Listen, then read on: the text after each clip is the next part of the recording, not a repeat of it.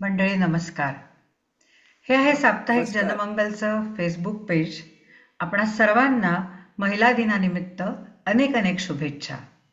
आजच्या या कार्यक्रमात आपल्यासाठी एक खूप मोठा सरप्राईज दडलेला आहे आणि ते म्हणजे प्रथितयश लेखिका माननीय आशाताई पांडे यांची साप्ताहिक जनमंगल टीमद्वारे घेतली जाणारी मुलाखत. प्रास्ताविक करण्यासाठी सर्वप्रथम मी आमंत्रित करते माननीय श्रेयाजी यांना. धन्यवाद भैरवीजी. आंतरराष्ट्रीय महिला दिनाच्या निमित्ताने जनमंगल व लोकप्रत प्रकाशनच्या वतीने तसेच महाराष्ट्र बीट्स या समूहाच्या वतीने मी आपणा सर्वांचे सहर्ष स्वागत करते. सर्व महिला लेखिका, पत्रकार, कलाकार, रसिक, वाचक यांना खरोखरच खूप खूप शुभेच्छा. भैरवीजी यांनी म्हटल्याप्रमाणे आजची मुलाखत खरंच कीर्तनासह सात्यम अशी साहित्याची संस्कृतमध्ये व्याख्या केली जाते. ज्यात समाजाचे हित किंवा कल्याण सामावलेले असते ते असते साहित्य. आज आपण अशाच एका महाराष्ट्रातील नव्हे भारतातील एका ज्येष्ठ लेखिकेला भेटणार आहोत, त्यांच्याशी गप्पा मारणार आहोत, ज्यांच्या साहित्याने आपल्या विचारांना खोलवर घेऊन जाण्यात मदत केली, समाजाशी जोडण्यात मदत केली आणि चिरंतन मूल्ये व स्खलनशील मानव यांचा जो प्राचीन काळापासून चालत आलेला संघर्ष आहे तो सुद्धा ज्यांनी आपल्या याच्यातून मांडला साहित्यातून, आशाताईंची मुलाखत म्हणजे आज आमचं खरोखरच एक प्रकारचं जनमंगल टीमचं हे मी भाग्य समजते. साप्ताहिक जनमंगल महाराष्ट्र बीट्स, लोकप्रत प्रकाशन व महाराष्ट्र पत्रकार संघ या एकूणच भल्या मोठ्या परिवाराचे आपण सर्वच घटक आहोत याचा आम्हाला नेहमीच अभिमान वाटतो. ज्ञान प्रसार एवढंच नव्हे तर बोध, सूचना, मनोरंजन व लेखनाचा वसा यामुळे जीवन सुद्धा करता फार मदत होते. अशीच आहे आजची आपली एका समृद्ध लेखिकेची मुलाखत. जनमंगल समूहाच्या मुख्य संपादक ऍडव्होकेट वर्षा माडगुळकर व आमचे नित्य मार्गदर्शक आदरणीय श्री शिरीष कुलकर्णी सर यांना अभिवादन करून आजच्या कार्यक्रमाला सुरुवात करूया. आपल्या सोबत आहेत आजच्या सन्माननीय अतिथी आदरणीय आशाताई पांडे, तसेच जनमंगल समूहाचे मुख्य मार्गदर्शक वैष्णवीजी बोरगावकर, साप्ताहिक जनमंगलच्या कार्यकारी संपादक भैरवी देशपांडे आणि संपादक विशाखा राजे. यानंतर मी आदरणीय बोरगावकर मॅडम यांना विनंती करते की त्यांनी आजच्या सन्माननीय अतिथींचा परिचय करून द्यावा. धन्यवाद श्रेया. आजच्या कार्यक्रमाच्या प्रमुख अतिथी ज्यांचा परिचय हा खरं तर फक्त विदर्भात किंवा महाराष्ट्रात नाही तर संपूर्ण देशाला आहे आणि व्हावा. अतिशय समृद्ध साहित्य ज्यांनी निर्माण केलं आहे त्या आपल्या कार्यक्रमाच्या अतिथी, माझ्या 3 मैत्रिणी इथे असलेल्या आणि सर्व रसिक प्रेक्षकांचं महिला दिनाच्या निमित्ताने मी मनपूर्वक स्वागत करते. महिला दिनाच्या या पूर्वसंध्येला आपण अशी अपेक्षा करूया की हा दिन साजरा करण्याचा उद्देश म्हणजे महिलांना आदर देणे, चांगली वागणूक देणे, पुरुषांच्या बरोबरीने तरी निदान म्हणजे समान दर्जा द्यावा या हेतूने आपण हा दिवस साजरा करतो आणि त्या निमित्ताने अभिव्यक्त होण्याची वेगवेगळ्या प्रकारे स्त्रियांना संधी देतो. माननीय आशाजींपासून स्फूर्ती घेतलेल्या शेकडो लेखिका आहेत, तरीही आम्हाला अजूनही इच्छा आहे की अजून काही लोकांना मार्गदर्शन व्हावं, त्यांच्या काही लोकांच्या जुन्या स्मृतीला उजाळा मिळावा आणि म्हणून या कार्यक्रमाचं आयोजन केलंय. पुन्हा एकदा सर्वांचं स्वागत करते. हजारो कविता, 500च्या वर संपादकीय, शेकडो सत्संग लेख, कथा, कादंबऱ्या लिहिणारे आणि शेकडो स्त्री पुरुषांना लेखक बनवणारे, मार्गदर्शन करणारे पथदर्शक साहित्यकर्मी डॉक्टर शिरीष कुलकर्णी सर, तसेच ऍडव्होकेट वर्षाजी माडगुळकर, ज्या एक उत्तम लेखिका, वक्ता, 3 पुस्तकांच्या लेखिका, 500 पुस्तकं प्रकाशित करणाऱ्या संपादक, 3 चित्रपट आणि 1 लघुपट यांच्या दिग्दर्शक, ज्यांचं बचत गटावरचं पुस्तक प्रचंड लोकप्रिय झालंय अशा वर्षाजी माडगुळकर या उभयतांना अभिवादन करून आजच्या कार्यक्रमाची सुरुवात करूया. शब्दवीणातल्या सरांच्या 2 लाईन्स घेते. केशराने संग केला हा असा मौक्तिकाशी, गंध त्याचा खूळ लावी, वेचताना पुष्पराशी. या ओळी आठवण्याचं कारण काय? तर आज आपण ज्यांचा गौरव करीत आहोत त्या माननीय आशाजी म्हणजे जणू प्राजक्तच. इतकी विपुल ग्रंथसंपदा की वेचताना म्हणजेच वाचताना आपल्याला खूळ लागेल. प्रत्येकाच्या आयुष्यात एकदा तरी परीस येतो म्हणतात. भाऊ, बहिणी, गुरु, मित्र, सखा अशा अनेक नात्याने तो आपणास भेटतो. आपल्यातल्या लोखंडाचं सोनं करतो. आपण जे काही असतो किंवा जे काही बनतो त्यात या परिसाचा फार मोठा हातभार असतो. साहित्य विहार या संस्थेच्या माध्यमातून अनेक लोकांना आशाजींचा परिस स्पर्श लाभला आहे. त्यांचा परिचय करून देताना एक शब्दयोगी असंच म्हणावं लागेल. पूर्वाश्रमीच्या त्या Nalini Dattatray Shivalkar, MA BEd.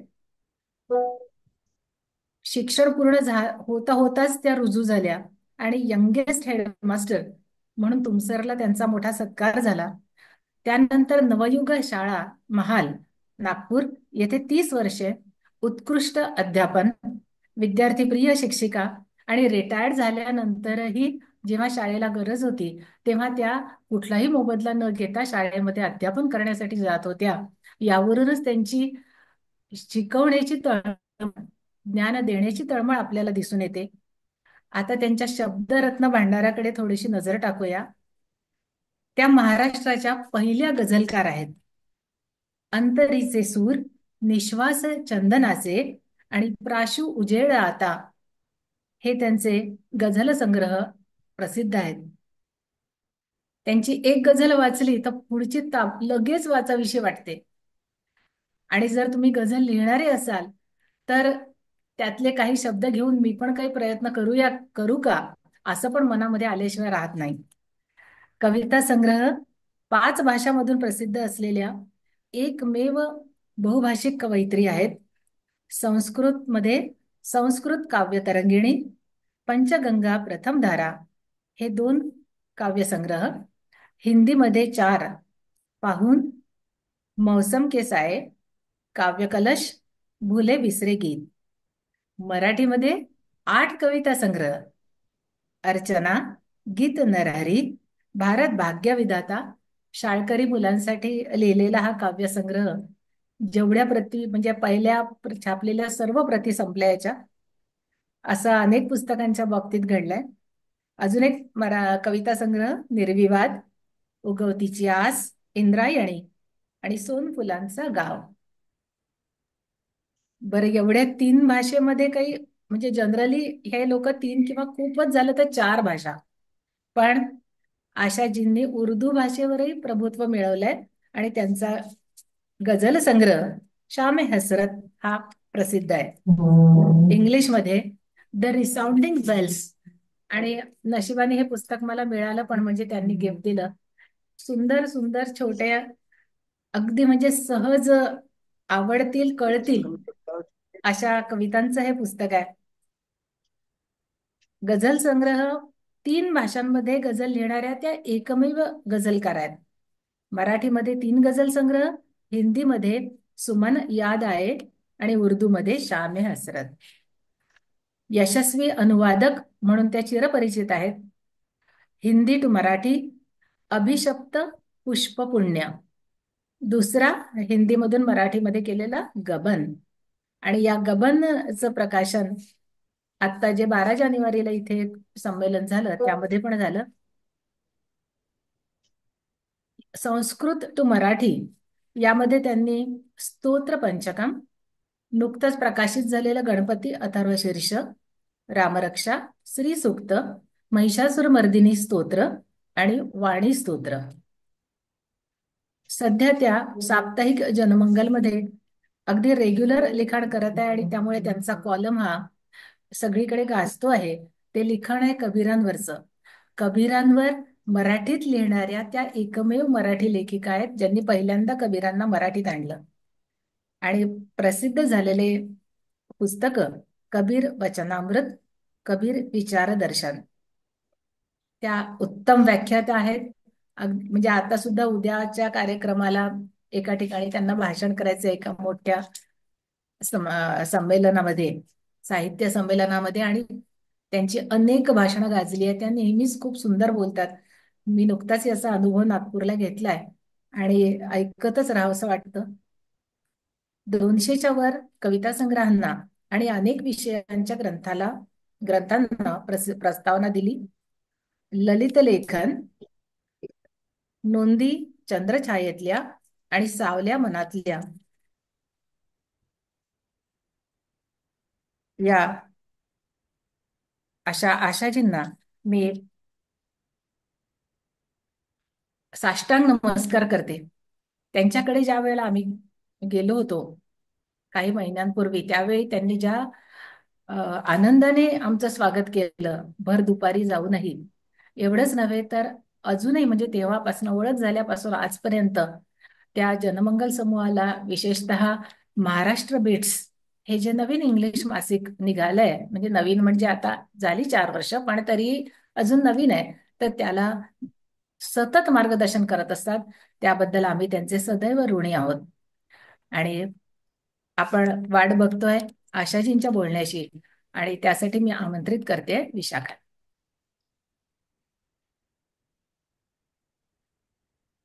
Mic on करा प्लीज, विशाखा. नमस्कार आशाताई. नमस्कार. आपली मुलाखत घ्यायची आहे, यासाठी जे मला पण वैष्णवीजींनी संधी दिली त्यासाठी त्यांचे आभार. आणि एवढा मोठा परिचय ऐकल्यानंतर असं वाटतंय की आता आपण एवढं छोटस काय विचारावं, कारण मी अगदीच लहान आहे, तरी पण एक उत्सुकता म्हणून विचारायला असं वाटतंय आपल्याला की आपलं पहिलं पुस्तक कधी प्रकाशित झालं आणि ती लिहिण्याची कल्पना आपल्यास कशी काय सुचली? तुमच्या प्रश्नाला उत्तर देण्यापूर्वी थोडस महिला दिनावर बोलते, कारण नंतर तो संदर्भ ठरणार नाही, म्हणून सुरुवात तिथून करते की आपण महिला दिन साजरा करतो, तर या महिलेची किती रूप आपल्याला बघता येतात किंवा आपल्या आयुष्यात आपल्याला भेटतात, पण ती जाणवत नाही.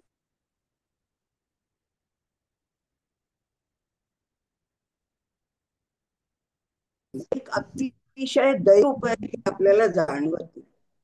स त र हे 3 व्यंजन आहेत त्याच्यात, आणि ई हा स्वर आहे. स सतोगुण, त म्हणजे तमोगुण, र म्हणजे रजोगुण, ई म्हणजे ईशत्व. तिन्ही गुणांचा समुच्चयात्मक समन्वय जी करते ती स्त्री, ईशत्वाकडे नेते ती स्त्री. एवढं मोठं देवाने आपल्याला घडवलेलं आहे, याची जाणीव जर आपल्याला झाली तर आपण कधीच दुःखी होणार नाही, याची मला खात्री आहे. दुसरं रूप आहे माता. मान ताठ करून जगायला शिकवते किंवा जगते ती माता, आणि याच्यासाठी तिला अनेक प्रलोभनं नाकारावी लागतात, कणखर व्हावं लागतं, नीती नियमांचं पालन करावं लागतं. कैकेयीने अनुचित व्यवहार केला आणि भारताचं भ्रातृप्रेम डागळलं गेलं, त्याची मान खाली गेली, म्हणून गदिमांनी लिहिलं माता न तू ऐ. तेव्हा मातेला अतिशय असं जपून वागावं लागतं. दुसरं रूप आहे जननी. जननी म्हणजे आपण जननी जन्मभूमी स्वर्गात अपि गरी असी असं म्हणतो, पण ती गरी असी का आहे? कारण ती जगाला हे करणारी, नामोहरम करणारी नियती, त्या नियतीचं नियंत्रण करते ती जननी, आणि म्हणून जननी मोठी आहे. तिच्यासाठी आपल्याला नेहमी आपण तिला वंदन करत असतो. त्यानंतरचं रूप आहे आई. आत्म्यात असलेल्या ईश्वराची जाणीव करून देते आणि माणसाला देवत्व देते ती आई. म्हणून लिहिलंय स्वामी तिन्ही जगाचा, आई विना भिकारी, कारण त्याला हे आईचं सान्निध्य किंवा प्रेम लाभत नाही. त्यानंतर आपल्या समोर येते ललना. लबाड लंपट लोकांना नाकारणारी ती लल. म्हणून तुम्ही राजपूत स्त्रियांचा इतिहास वाचा. त्यांनी मुसलमानांनी त्यांना शीलभ्रष्ट करण्याचा प्रयत्न केला, तेव्हा त्यांनी जोहार केला आणि या लबाडांना नाकारलं. म्हणून स्त्रियांना ललना म्हणतात.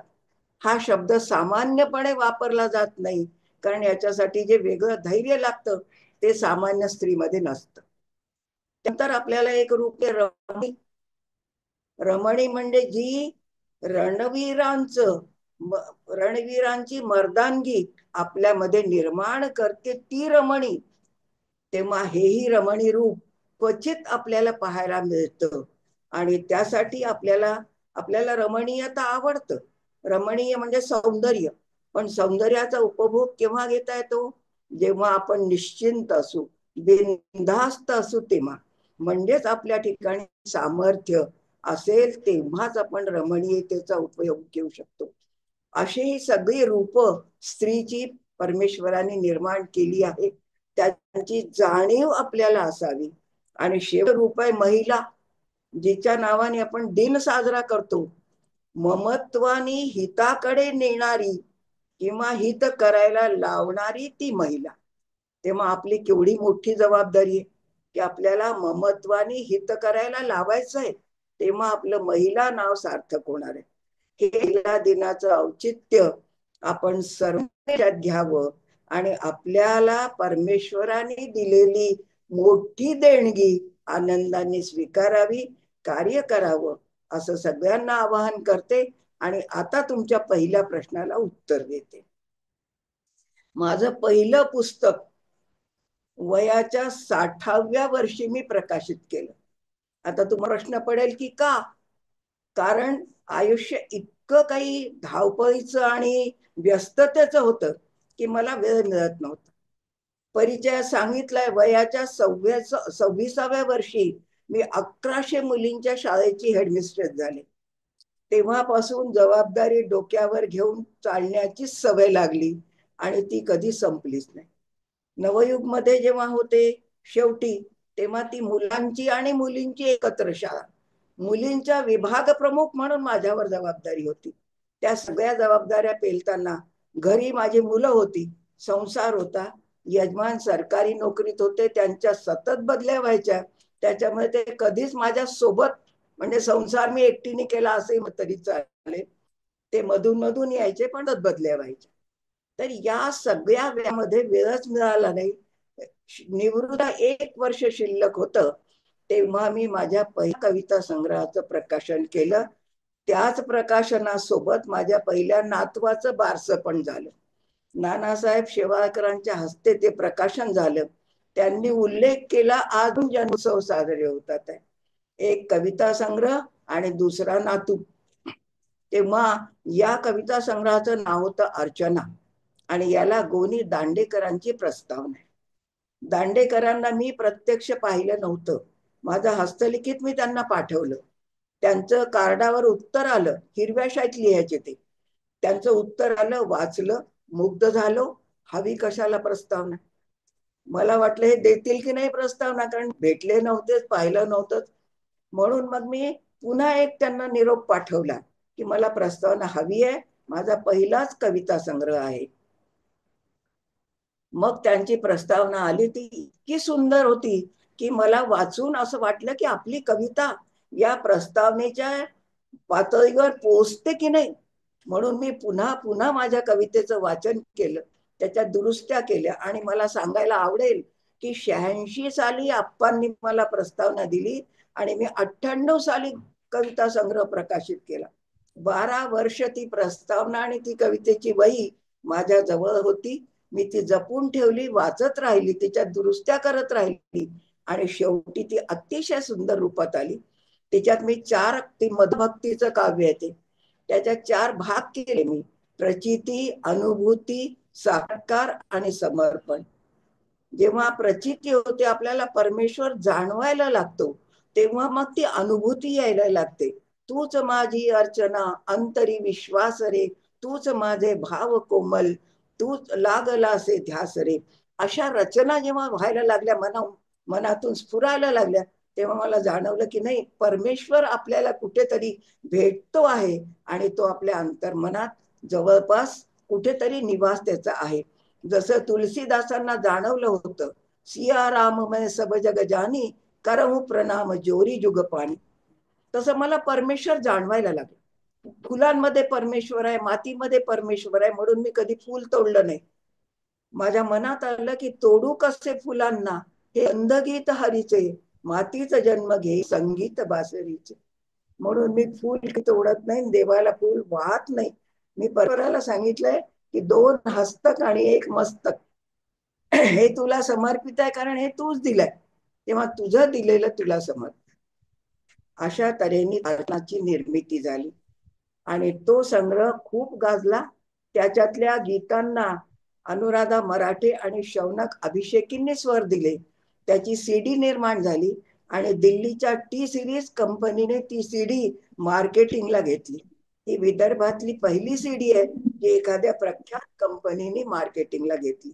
असं अर्चनाने मला भरपूर श्रेय मिळवून दिलं आणि उत्तम भक्ती काव्य निर्माण करण्याची संधी मला मिळाली. मुलींनी मला भाग्यवती म्हटलं त्या प्रस्तावनेत. खरोखर मी भाग्यवती ठरले. आणि दुसरा भक्तिगीत संग्रह होता इंद्रायणी, मध्ये पांडुरंग पांडुरंग ओठावरील नाव या भावनेतून प्रवास झाले. आणि इंद्रायणीच्या जसं तुकोबाचे अभंग आहे तसे माझे अभंग इंद्रायणीशी जोडले गेले. तिसरा भक्तिगीत संग्रह आहे गीत नरहरी, ही प्रल्हाद कथा आहे. आणि तुम्हाला सगळ्यांना माहिती असेल की आख्यान काव्य किंवा कथा काव्य फार कमी लिहिले जातात. मोरोपंतांच्या नंतर ही निर्मिती थोडीशी खंडित झाली होती. तेव्हा अलीकडच्या काळात मी प्रल्हाद काव्य लिहून पुन्हा त्या परंपरेला उजाळा दिला, सुरुवात केली असं म्हणायला हरकत नाही. त्याचीही सीडी निघाली आणि तेही पुस्तक खूप गाजलं. त्याची पण मला दुसरी आवृत्ती काढायची आहे, कारण पहिल्या आवृत्तीचं एकच लक्ष कोणी मागितलं तर मला नकार द्यावा लागतो, म्हणून मग मी पुस्तकं काढत असते. अर्चनाची तिसरी आवृत्ती निघाली आहे आणि गीत नरहरीची दुसरी आवृत्ती निघणार आहे. आता पुढच्या प्रश्नाकडे वळूया. विशाखा पुढचा सांगा. विशाखा पुढचा तुम्ही प्रश्न. विचारताय प्रश्न. तेच आता एवढं सगळं ऐकलंय तर मी पण आता एक थोडेस नेमकंच लिहायला शिकली असं म्हणायला हरकत नाही. तर तुम्ही रोज जे लिहिता त्याची काही विशिष्ट पद्धत असते का, आणि काय लेखन पद्धत आहे याविषयी पण आवडेल आहे. म्हणजे मला पण थोडस माझ्या ह्याच्यात काही बदल करता येईल, म्हणजे मला पण त्याची मदत होईल. आणि तुमच्या प्रश्नाच्या उत्तरात मी असं सांगते की मी कविता लिहित नाही, माझी कविता जन्माला येते. कवितेसाठी भावना असतात, त्या भावना जेव्हा जागृत होतात, तो प्रसंग आणि भावना जेव्हा एकरूप होतात, तेव्हा कविता निर्माण होते. जसं एखाद्या ठिकाणी माझं मन इतकं हळवं आहे की मला रस्त्यावर चालणाऱ्या प्राण्यांना कोणी उगाच मारलेलं छळलेलं मला आवडत नाही. अशा अनेक गोष्टी आणि हे प्रसंग पाहिले की माझं मन दुखतं आणि मग माझी कविता जन्माला येते. तेव्हा कवितेसाठी मला प्रसंग किंवा माझ्या मनाची मनस्थिती, तेव्हा मन दुखतं. एखादी मोलकरीण जर त्रस्त असली, आजारी असली आणि घरी आली तर मी तिला ताबडतोब सुट्टी देते, घरी पाठवते आणि नंतर माझी कामवाली बाई ही कविता तयार होते. तेव्हा कवितेला निर्मितीसाठी मला माझ्या मनस्थितीला श्रेय द्यावं लागेल की माझं मन त्या प्रसंगाशी जोडलं जातं आणि माझी कविता जन्माला येते. ती कविता खरोखर सरस असते, भावपूर्ण असते. तिच्यासाठी मला प्रयत्न करावे लागत नाही.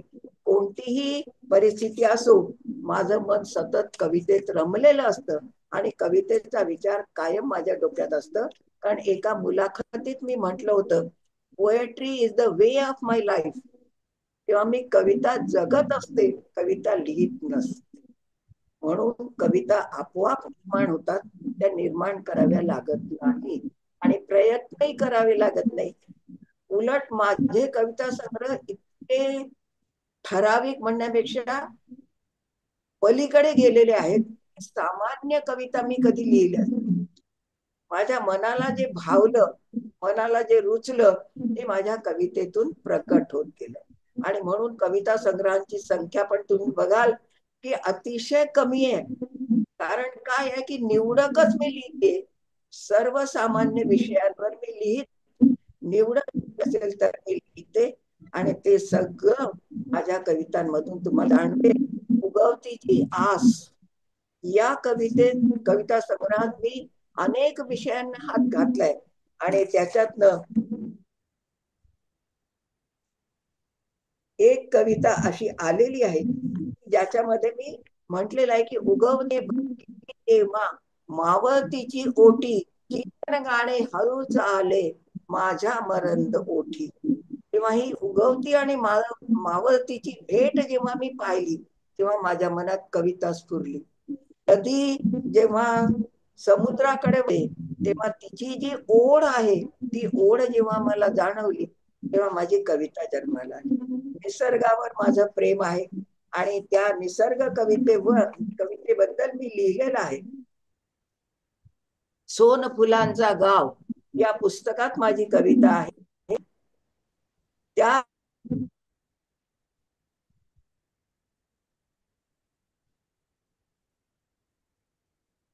मेंजी बाग, त्या दारीचा गुलाब बघा, तो सगळी प्रतीक त्याच्यात आहे.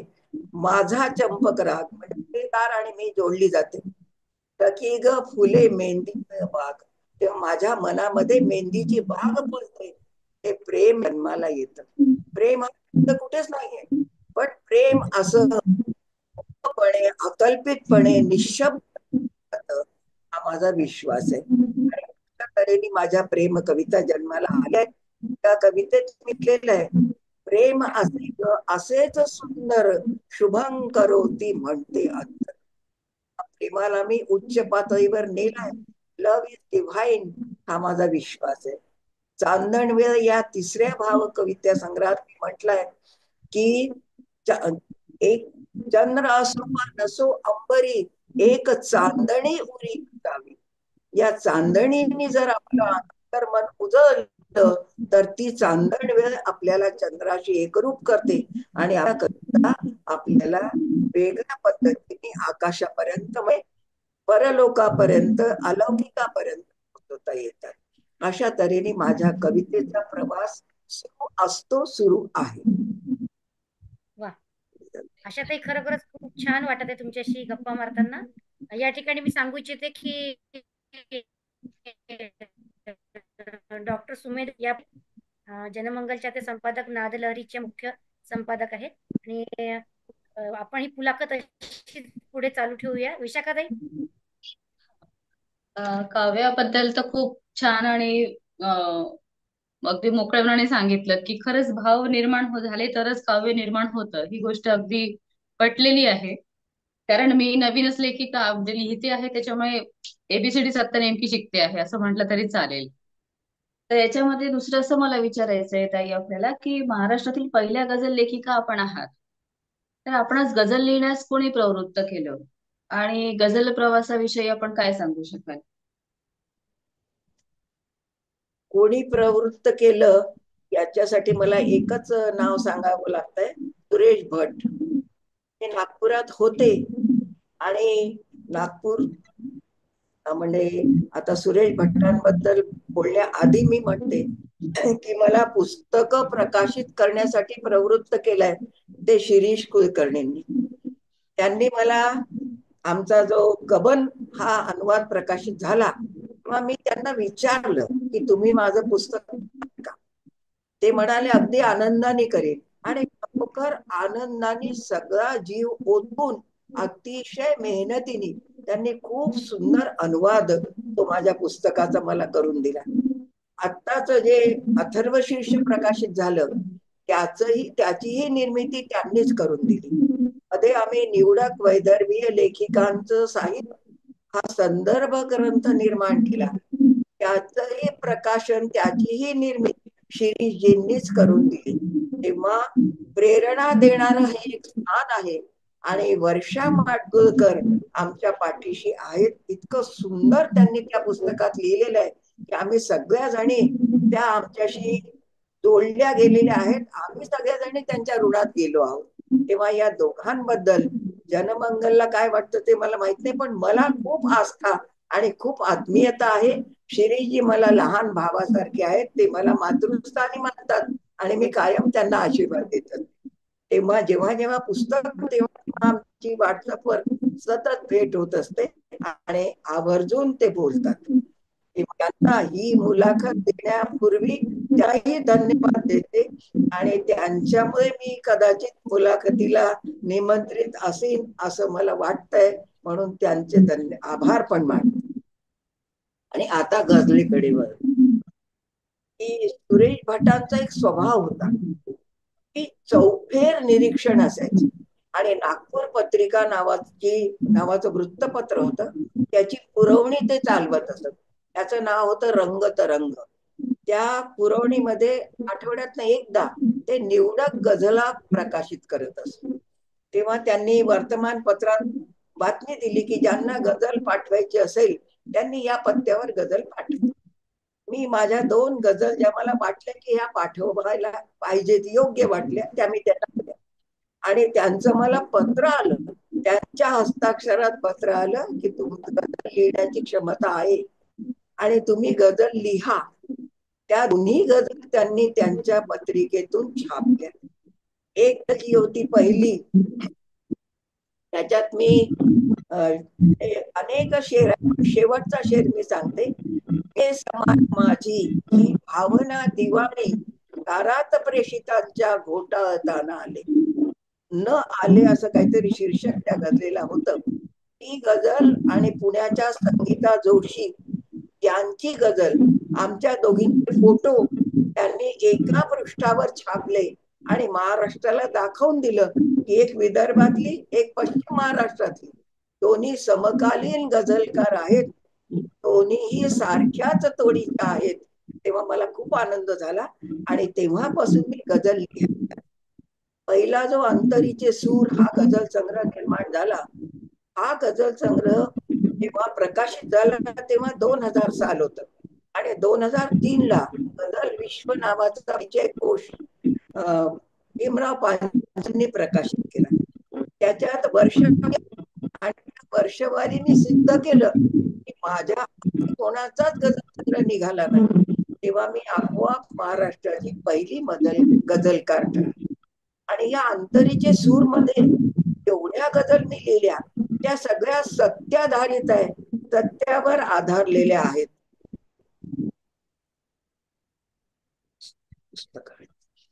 तर त्या गझलांमध्ये मी जे प्रत्यक्षात पाहत होते तेच मी गझल मध्ये लिहित होते. नागपुरात अशा अनेक घटना घडल्या, त्या माझ्या मनाला पोचल्या आणि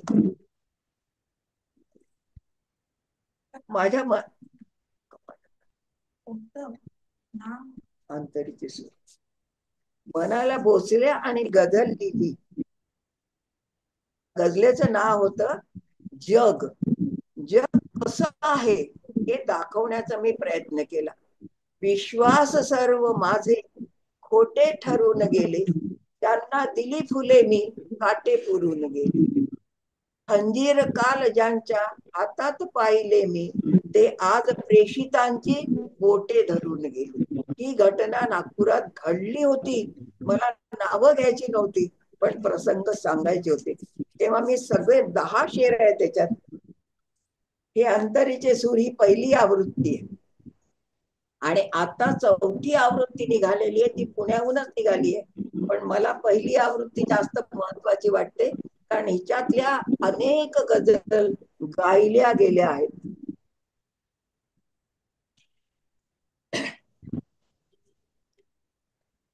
दुसरी याच्यात जी स्त्रीवादी भूमिका मी निभावली, त्याच्यात मी सराव नावाची गझल लिहिली आणि तो सराव स्त्रीचं मोठे पण दर्शवतोय. की त्याच्यात मी काय म्हटलंय, शालू वरील शेला आम्ही जपून नेला, चौथ्यात राहण्याचा आम्ही सराव केला. सराव केला. डोळ्यात काजळाची उडून एक रेषा काळोख छेदण्याचा आम्ही सराव केला. का आवाज कणाचा लोकास गोड वाटे ताबूत राखण्याचा आम्ही सराव केला. बाधा जगी कुणा होऊ नये विषाची पियुष पाजण्याचा आम्ही सराव केला. आम्हास वर्ज आहे तो देवलोक मोठा घरकुल राखण्याचा आम्ही सराव केला. ही गझल अतिशय लोकप्रिय झाली आहे आणि सगळ्या महिलांना त्याची भरपूर प्रतिसाद तिला मिळालेला आहे. एकूणच या संग्रहाला खूप प्रतिसाद मिळाला म्हणून याच्या चौथी आवृत्ती निघू शकली. तर या चौथ्या आवृत्तीचं प्रकाशन किंवा निर्मिती पुण्याचे म.भा. चव्हाण यांनी केलेली आहे.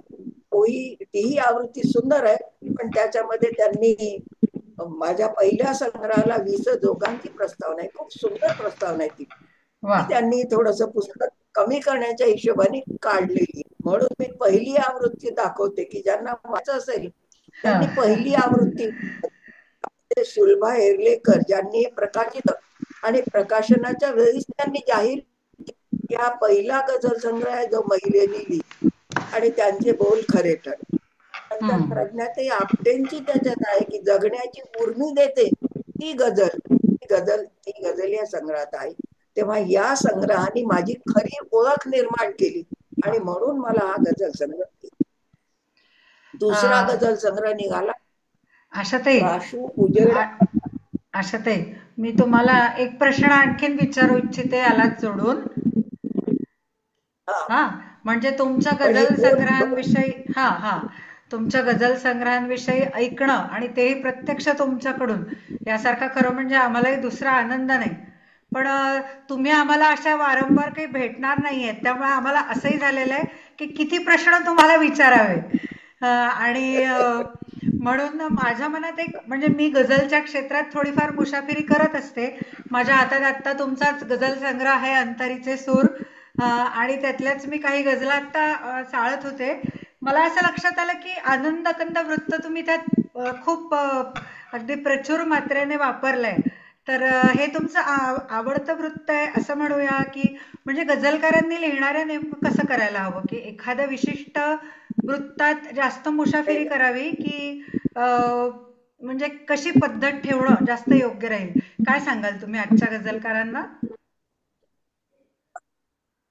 हा पहिला गझल संग्रह होता म्हणून त्यात आनंद कंदवृत्त जास्त वापरलं गेलं. कारण आई कुणा म्हणून आई घरी न दारी ही आपली आवडती कविता आनंद कंदवृत्तात आहे आणि म्हणून तो आनंद कंदवृत्त वापरला गेला. त्यानंतर प्राशु उजेड आता मध्ये मी जवळजवळ 50 नवीन वृत्त वापरले. अरे वा. निश्वास चंदनाचे मध्ये मी सुकामिनी वृत्त वापरलंय, जे वापरणारी महाराष्ट्रातली पहिली महिला गझलकार आहे. त्या वृत्तात मी गझल सादर केली. भीमराव पांचाळे तेव्हा सकाळ मध्ये ते सदर चालवत होते, त्यांनी जाहीर केलं की हे वृत्त पहिल्यांदा आशाताईंनी वापरलंय. त्यातला एक शेर तुम्हाला दाखवते. म्हटलेलं आहे मी असं: जीवना तुझेच गीत गात राहिले, सावली दिली तुला मी उन्हात राहिले, जीवना तुझेच मी गीत गात राहिले. हे सुकामिनी वृत्त आहे. या सुकामिनी वृत्तामध्ये ही गझल लिहिली आहे. आणि प्राशु उजेड इतकं आहेत. त्यातला एक मुरजई वृत्त मी तुम्हाला वाचून दाखवते. त्यातली गझल आहे: समयीपेक्षा वात मोठी, समयीपेक्षा वात मोठी, घटनेपेक्षा बात मोठी, मनुजापेक्षा जात मोठी आणि सापापेक्षा कात मोठी. हे मुरजई वृत्त आहे. सगळ्या सत्य गोष्टी आहे.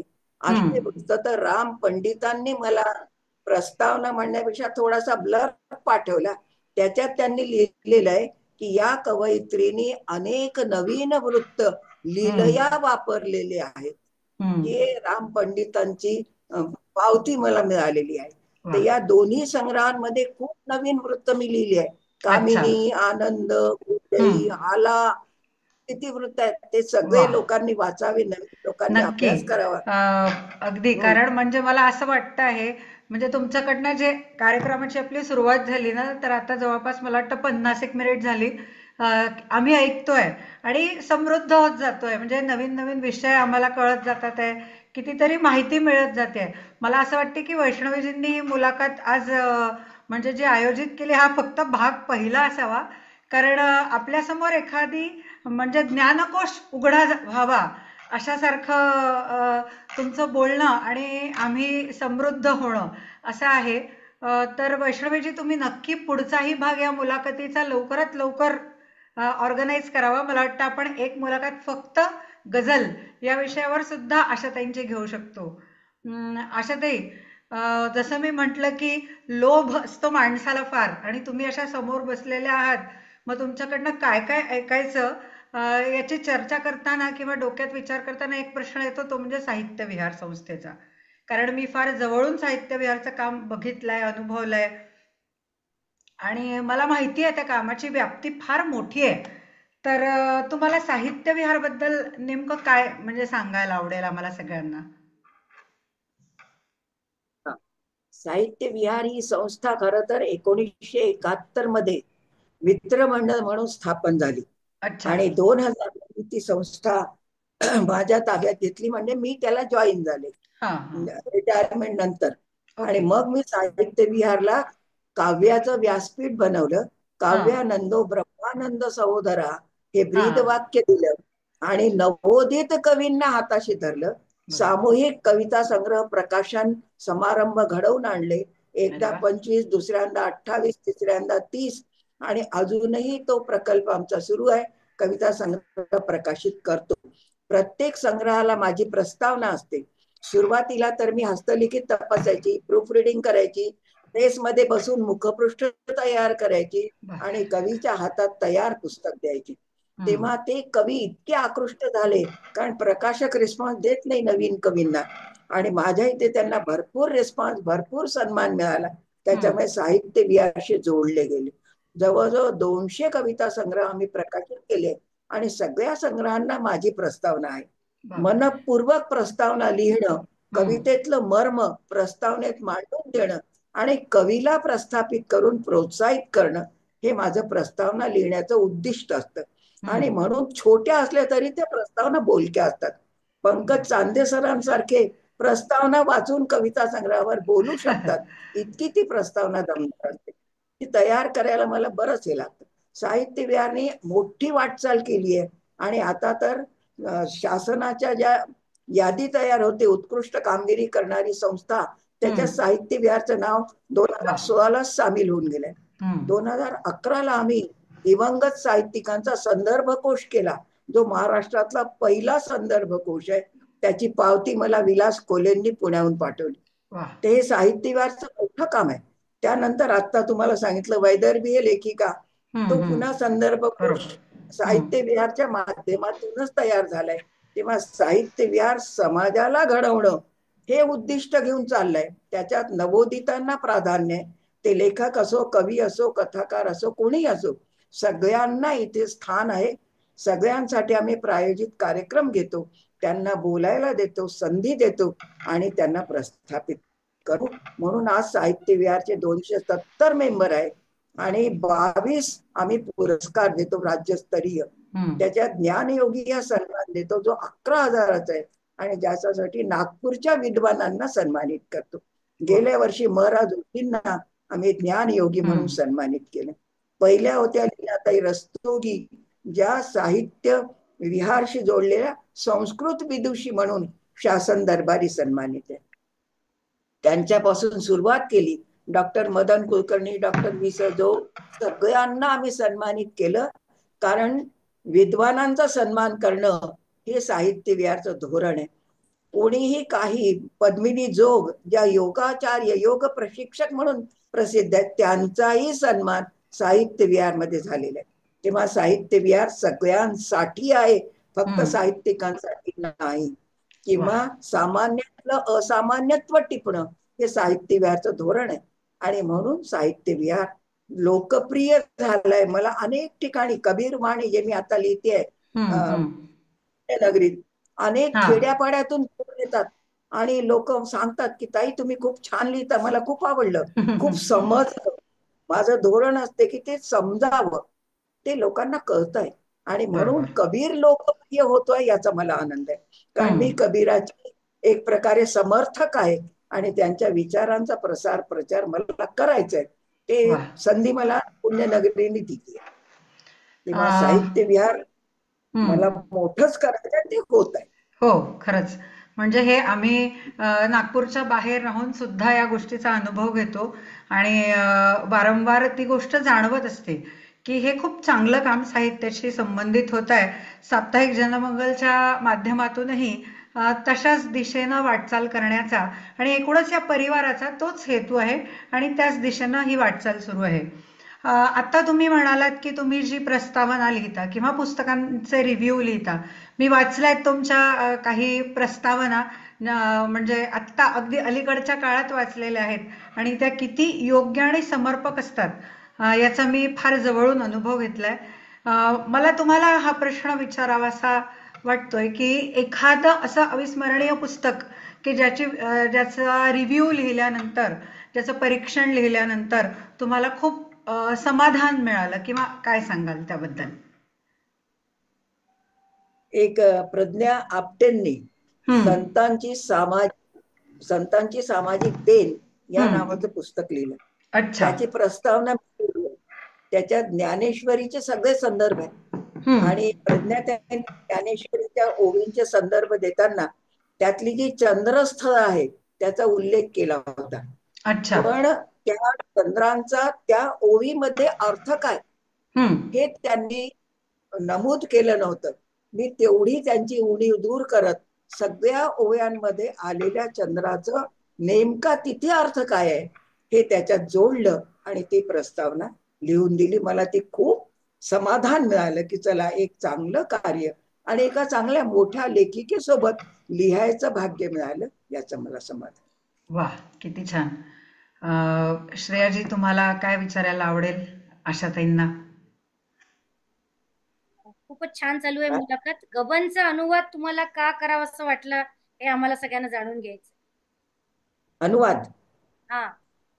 अनुवादाचं काय आहे की माझं सगळ्या भाषांवर प्रेम आहे आणि 5 भाषा तर आहेतच. 6वी भाषा आहे बंगाली. हम्म. माझं शिक्षण हिंदीतून झालंय. जन्म मध्य प्रदेशातला आहे. तेव्हा मला हिंदी मराठी इतकीच प्रिय आहे आणि माझ्या पहिल्या रचना हिंदीमध्येच झालेल्या आहेत. पण मातृभाषेचा सन्मान आधी म्हणून मी पहिलं पुस्तक मराठीतून प्रकाशित केलं. पण मला जाणवत होतं की नाही, मला हिंदीतही काम केलं पाहिजे आणि हिंदी मराठीला जोडलं पाहिजे. माझा विश्वास आहे की भाषा ही मनांना, माणसांना, समाजाला जोडण्याचं फार सुंदर माध्यम आहे. मोठं साधन आणि खरंच. त्यासाठी मी अनेक भाषांना एकत्र आणण्याचा प्रयोग करते. बहुभाषिक कवी संमेलन मी घेते. त्याच्यात इतर भाषाच्या रचना ज्या येतात त्यांचा मराठी अनुवाद आम्ही सादर करतो आणि सगळ्या भाषांना जोडतो. हीच भूमिका मी घेतली की संस्कृत मध्ये मला संस्कृत येतं, पण जे संस्कृतचे स्तोत्र म्हणतात त्यांना ते संस्कृतचे स्तोत्र अर्थ कळत नाही, मेकॅनिकली म्हणून टाकतात. मग त्यांना ते कळलं पाहिजे. मी शिक्षक आहे, जे म्हणतात ते समजलं पाहिजे हे माझा आग्रह असतो. म्हणून मी त्या स्तोत्रांचा मराठी समश्लोकी अनुवाद केला. त्याच्यात रामरक्षा, अथर्वशीर्ष, महिषासुर मर्दिनी, श्रीसुक्त आणि वाणी स्तोत्र हे लिहिले मी. त्यानंतर मला असं जाणवलं की कबीर लोकांना पाठ आहेत दोहे, पण त्याचा नीट अर्थ कळत नाही. म्हणून मग मी कबीराचं चरित्र मी वाचलेलं होतं. मी कबीराचे दोहे मराठीत अनुवादित केले आणि त्याला युम पठाणांची प्रस्तावना आहे. त्यांनाही तो अनुवाद अतिशय आवडला आणि त्यांनी त्याची प्रस्तावना मला दिली. ते 250 दोहे मी मराठीत केले आणि आज त्याच दोह्यांचं पुन्हा खुलासेवार लेखन पुण्यनगरीतनं मी करते. कादंबऱ्या ज्या मी अनुवादित केल्या त्यातली पहिली जी आहे अभिशप्त पुष्प, विषय अतिशय नवीन आहे की पन्नादाईचा त्याग आपल्याला सगळ्यांना माहिती आहे की तिने राजकुमाराचे प्राण वाचवण्यासाठी आपल्या मुलाचा बळी दिला. पन्नादाई मोठी झाली इतिहासात, पण त्या मुलाचे अश्रू कोणी पुसलेच नाही.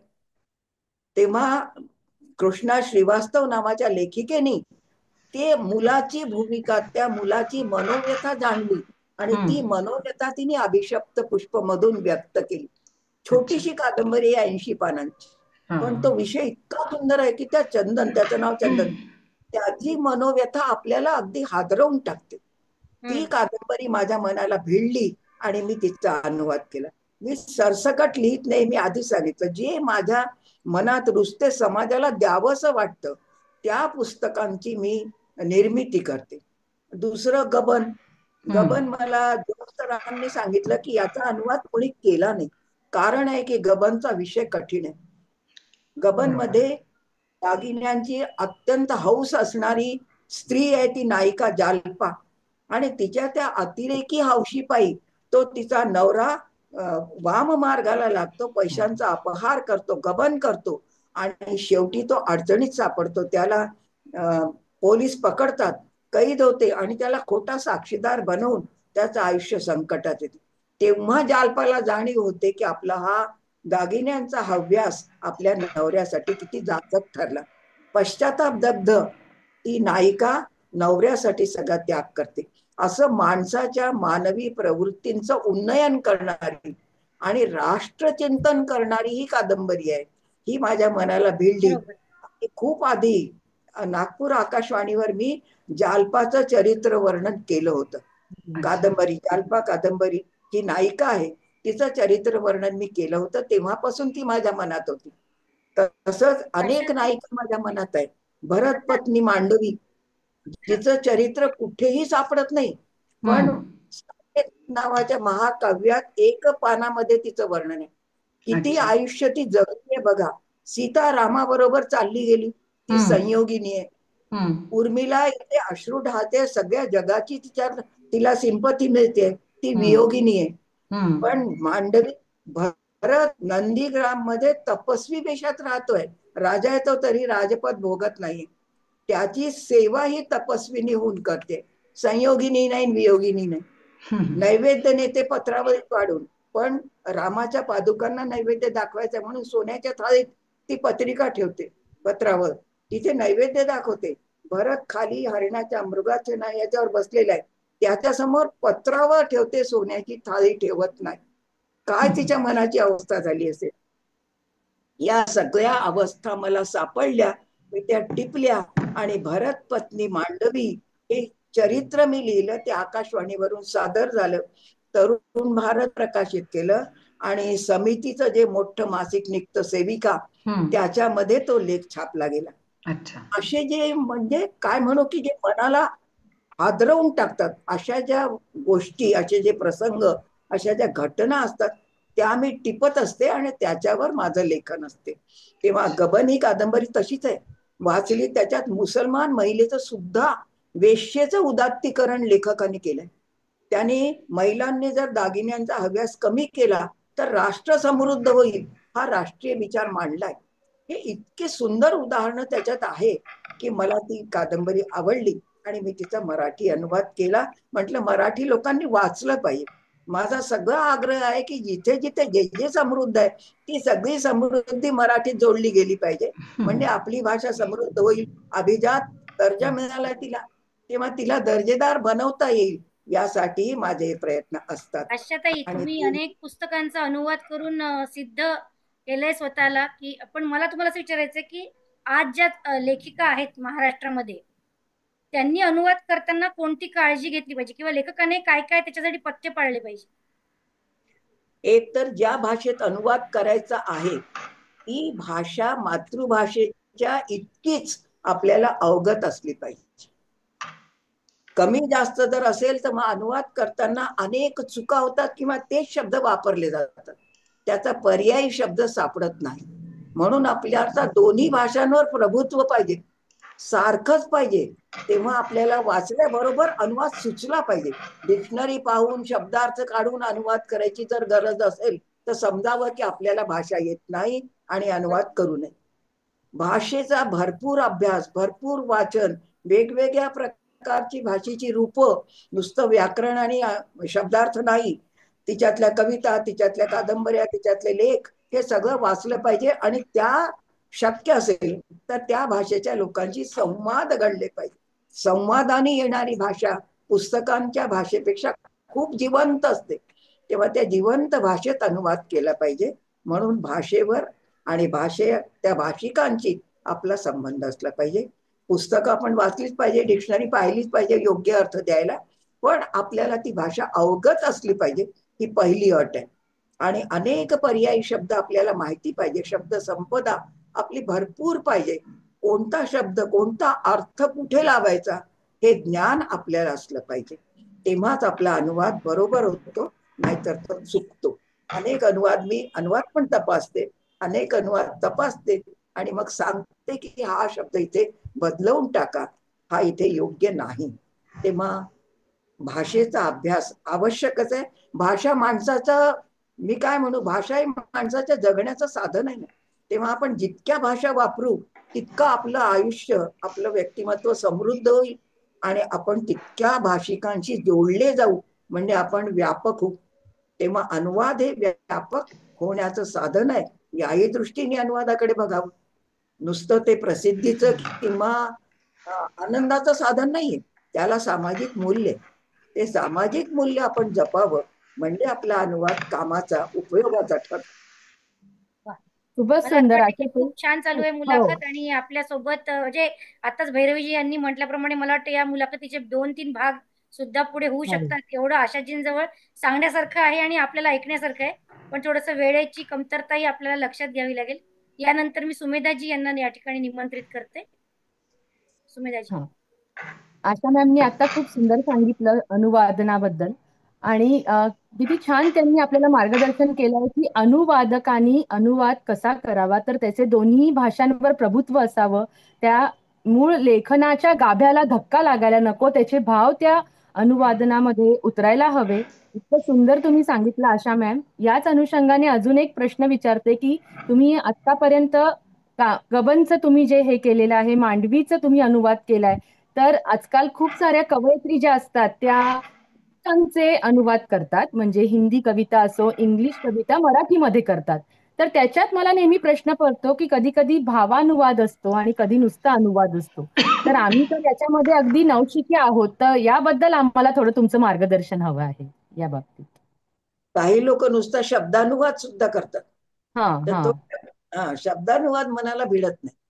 हम्म. कारण कविता किंवा कुठलाही लेख म्हणा, काय म्हणा, कवीने, लेखकाने ज्या भावनेने लिहिला असतो, ती भावना त्याच्या शब्दांमध्ये असते. त्या भावनेशी एकरूप होऊन आपण अनुवाद करायला पाहिजे, तर आपण त्या लेखाशी किंवा कवितेशी जोडलं जाऊ. अन्यथा तो हम्म. नुसता शब्दानुवाद ठरेल, जो वरवर हम्म. ठरेल. अलीकडे मठामध्ये नेहा हम्म. भांडारकर अनुवाद करते. हो हो. ते अनुवादात त्याच्यात एक उणीव आहे की त्या ओरिजिनल कविता तिथे नाहीये, आपण हा. फक्त तिचे अनुवाद वाचतोय.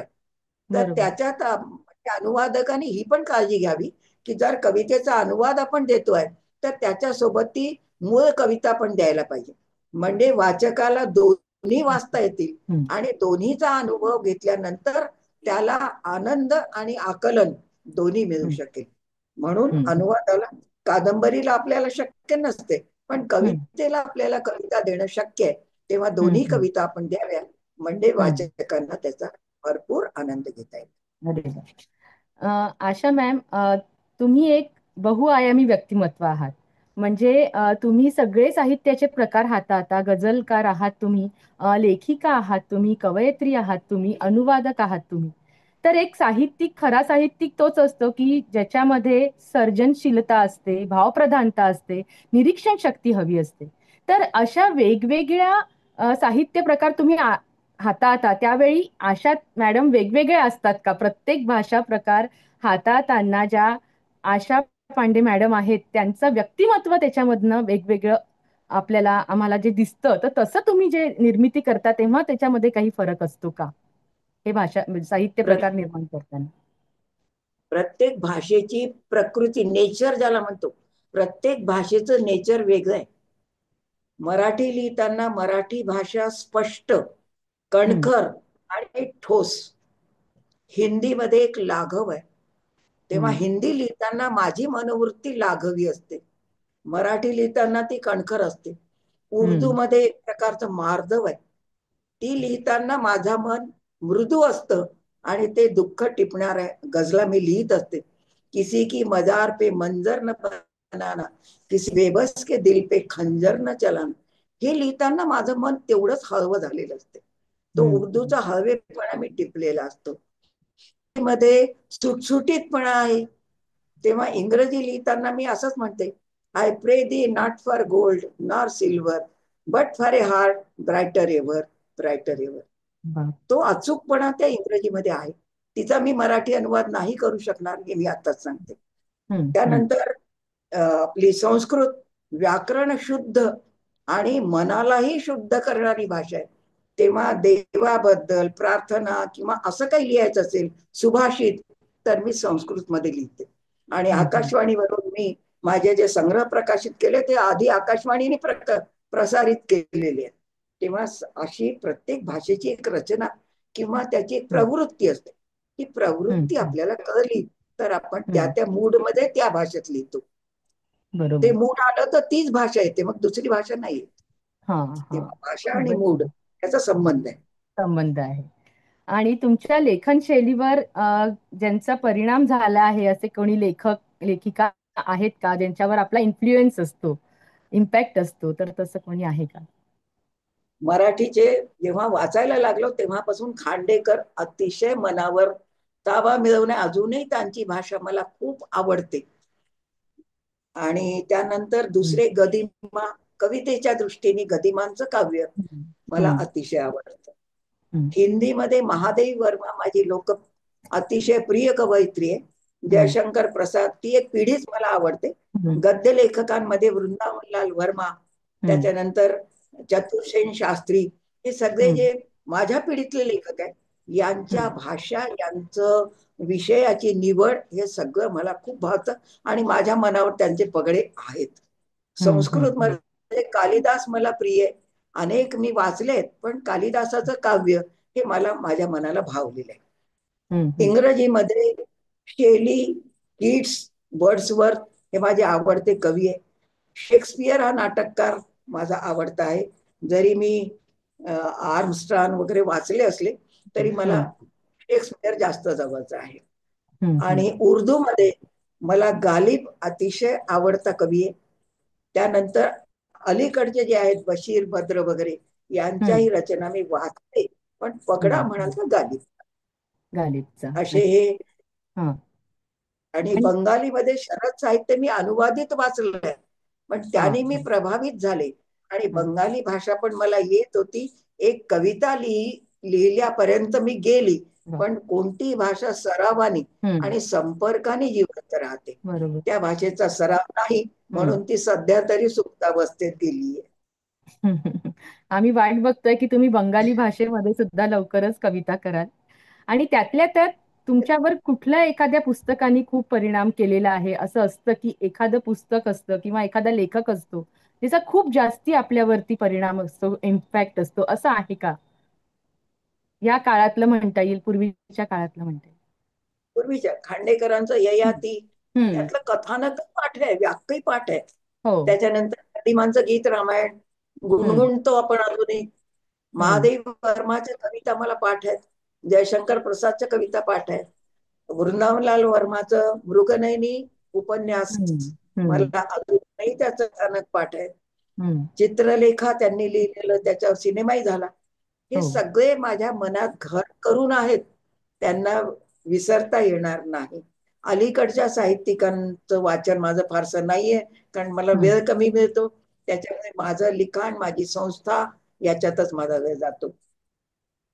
नवीन मी वृत्तपत्र वाचते, पण पुस्तकं नाही वाचत. माझे ज्यांना प्रस्तावना लिहिते तेवढे मी वाचते, त्यांच्याबद्दल मी बोलू नये असं मला वाटतं, ते तुम्ही वाचावेत.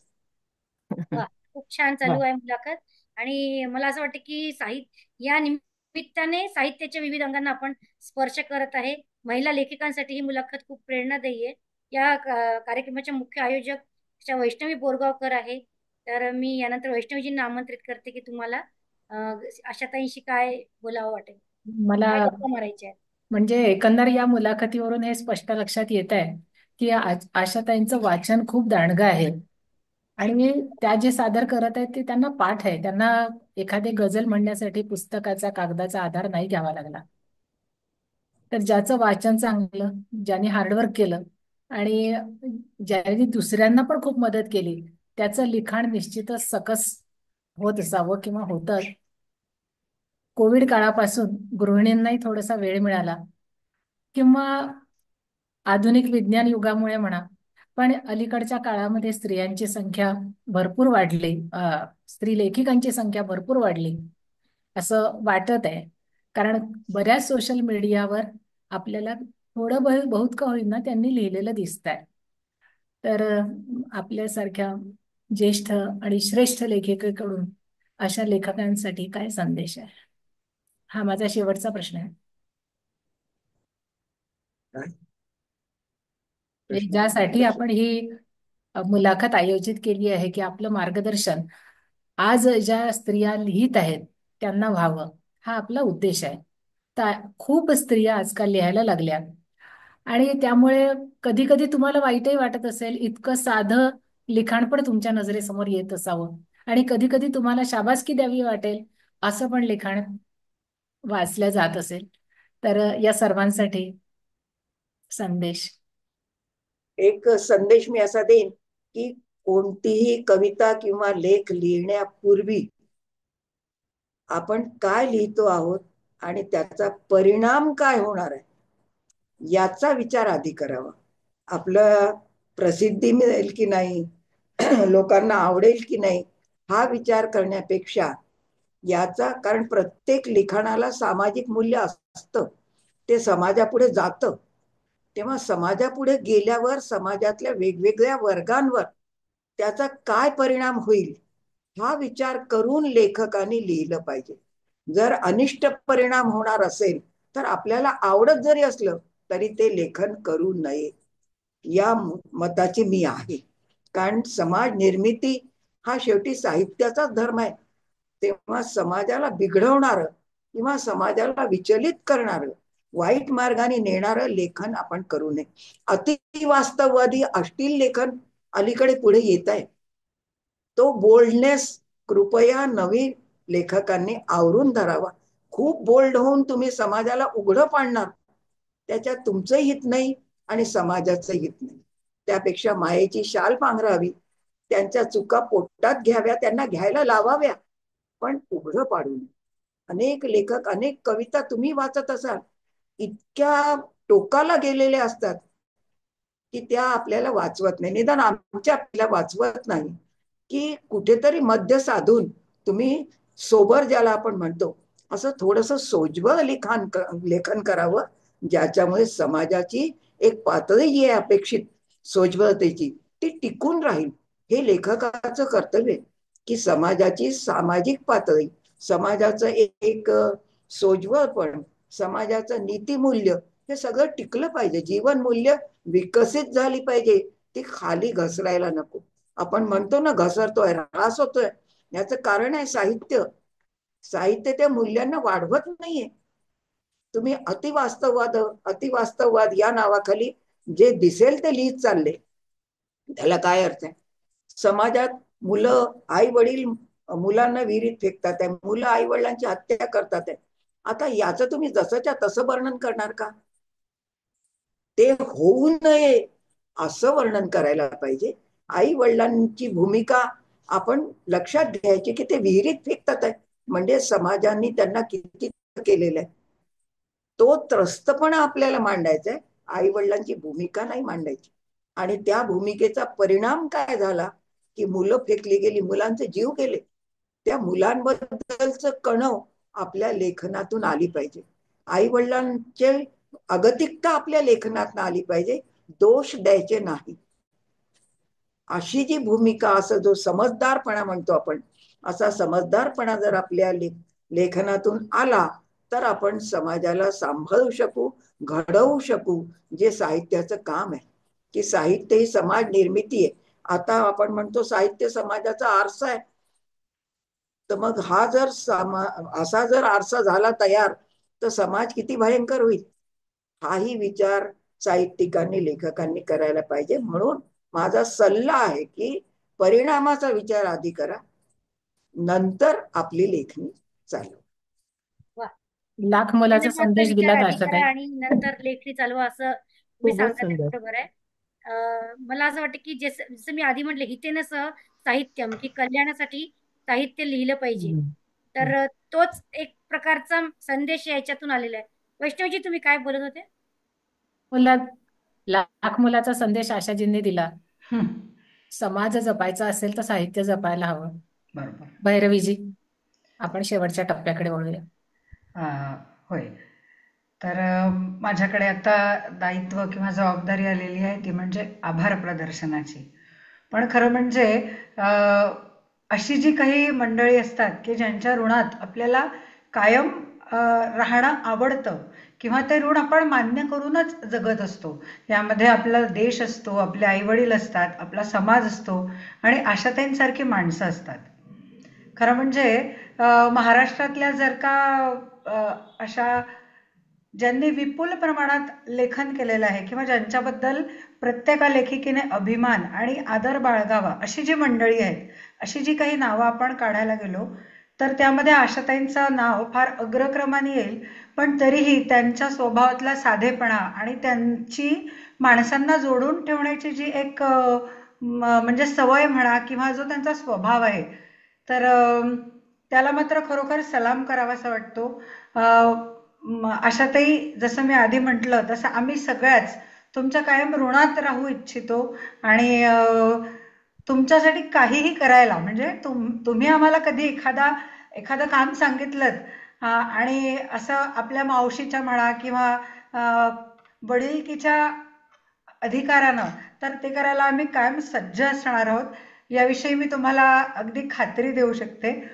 ऋण मानायचंच झालं किंवा आपल्याला आभार जर आज मानायचे झाले, खरं म्हणजे वैष्णवीजींशी संबंध असे नाहीत की त्यांचे कधीही आभार मानावे, पण या आयोजनासाठी मात्र आज त्यांना खूप मनापासून धन्यवाद द्यावेसे वाटतात.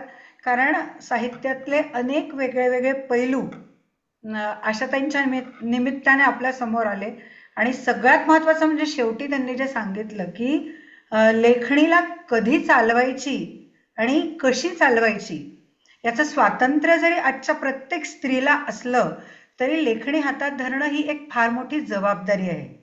आणि मला वाटतं त्या जबाबदारीचं भानही प्रत्येक लेखिकेनं बाळगायला पाहिजे. हे सुद्धा या क्षणी किंवा या ठिकाणी आज आशाताईंनी नमूद केलेलं आहे. हे सगळे व्याप किंवा हे जे कार्यक्रम आम्ही करत असतो त्यामागे अनेक असे लोक आहेत की जे पडद्यावर नसतात पण पडद्यामागे असतात. यामध्ये आवर्जून उल्लेख करायचा आहे तो म्हणजे माननीय वर्षाजी आणि माननीय डॉक्टर श्री शिरीष कुलकर्णी सर यांचा. या दोघांच्या पाठिंब्यामुळेच आमची ही लहान मोठी जी काही धडपड सुरू असते ते सुरू असते. त्याचबरोबर आपले सगळे रसिक प्रेक्षक, सुज्ञ जाणकार प्रेक्षक असं आजच्या प्रसंगी म्हणावंसं वाटेल, कारण आजच्या कार्यक्रमाला रसिकते एवढीच, जी जास्त आवश्यकता असणार आहे ती सुज्ञ आणि जाणकारपणाची. तेव्हा पुन्हा एकदा आम्हा सगळ्यांच्या वतीनं, या व्यासपीठाच्या वतीनं तुम्हा सगळ्यांना महिला दिनाच्या भरभरून शुभेच्छा. आणि आजच्या महिला दिनी या कार्यक्रमातून आपल्या हाती जे प्रामुख्यानं लाभलं किंवा लागलं ते हेच की लेखणी हातात उचलताना आनंद, समाधान, तृप्ती या सगळ्या भावनांसोबत जबाबदारीचं भान ही सुद्धा एक महत्वाची गोष्ट आपण लक्षात ठेवूया आणि कार्यक्रमाला निरोप देऊया. इथेच थांबतोय. धन्यवाद.